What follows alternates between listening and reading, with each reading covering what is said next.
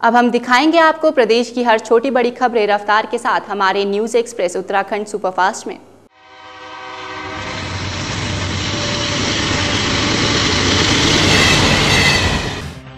राजधानी के आईएसबीटी से चलने वाली उत्तराखंड और यूपी परिवहन की बसों के आगमन और प्रस्थान के समय का यूटीसी के प्रबंधन निदेशन ने आईएसबीटी में सर्वे कराया। वहीं इस दौरान उनमें सवार यात्रियों का भी आकलन किया गया।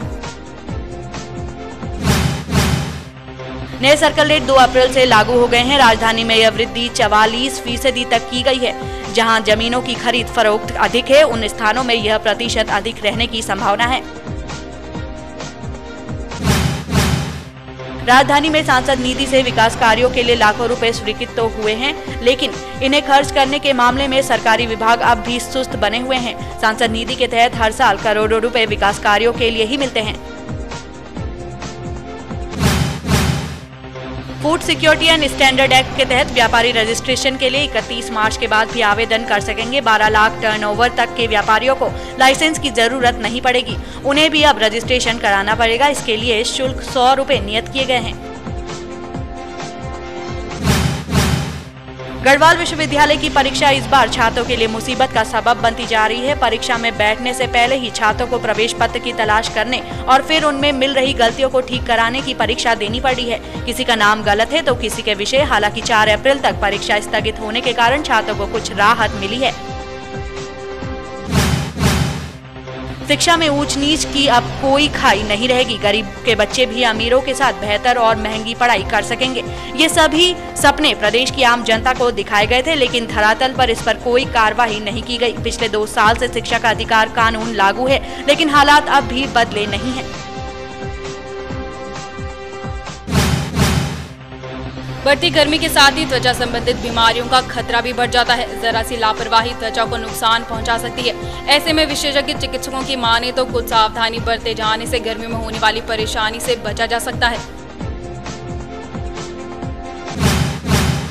सरकारी स्कूलों में किताबें समय पर बंटने जा रही हैं। पिछले साल तक 1ली से 8वीं कक्षा तक के बच्चों को निःशुल्क मिलने वाली पुस्तकों के लिए 4 से 6 माह तक इंतजार करना पड़ा था, लेकिन इस बार उम्मीद है कि समय पर बच्चों को किताबें मुहैया हो जाएंगी और पढ़ाई समय पर शुरू होकर सही समय पर ही पूरी हो जाएगी।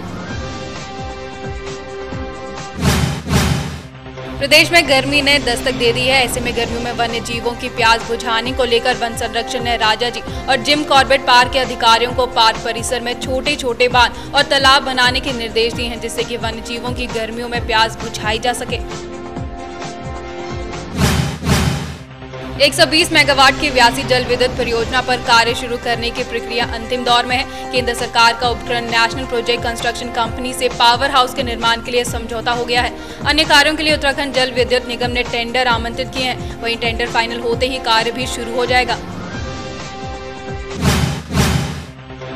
स्कूल में नियुक्त किए जा रहे अनुदेशकों की नौकरी बच्चों की संख्या पर टिकी रहेगी। बच्चे कम हुए तो नौकरी भी नहीं रहेगी, यानी बच्चों को पढ़ाने की टेंशन के साथ अब अनुदेशकों को छात्र संख्या बनाए रखने के लिए भी मशक्कत करनी होगी। शिक्षक संगठन इस व्यवस्था का विरोध कर रहे हैं। 12वीं पंचवर्षीय योजना के तहत कुमाऊं विश्वविद्यालय के विकास के लिए करोड़ों के प्रस्तावों पर मुहर लग गई है। विश्वविद्यालय में करीब 2 दर्जन नए इंटीग्रेटेड व व्यावसायिक कोर्स शुरू होंगे। वहीं स्नातक स्तर पर सेमेस्टर सिस्टम लागू करने का मामला अगले शैक्षणिक स्तर तक स्थगित कर दिया गया है। 3 साल से रोजगार कार्यालय में पंजीकृत बेरोजगारों को नौकरी न मिलने की स्थिति में राज्य सरकार शैक्षिक योग्यता के अनुसार 750 से 1500 रुपए मासिक बेरोजगारी भत्ता देगी। कांग्रेस ने अपने घोषणा पत्र के वायदे को पूरा करते हुए ये व्यवस्था की है।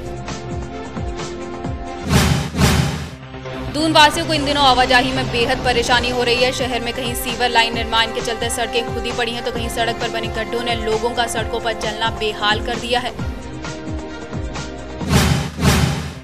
पब्लिक स्कूलों में पढ़ रहे बच्चों और उनके अभिभावकों की शिकायतें शिक्षा निदेशालय तक पहुंचती ही नहीं। कारण स्कूल के बाद शिकायतें इतने ठिकानों से होकर गुजरती हैं कि समाधान होने तक शिकायत धुंधला जाती है।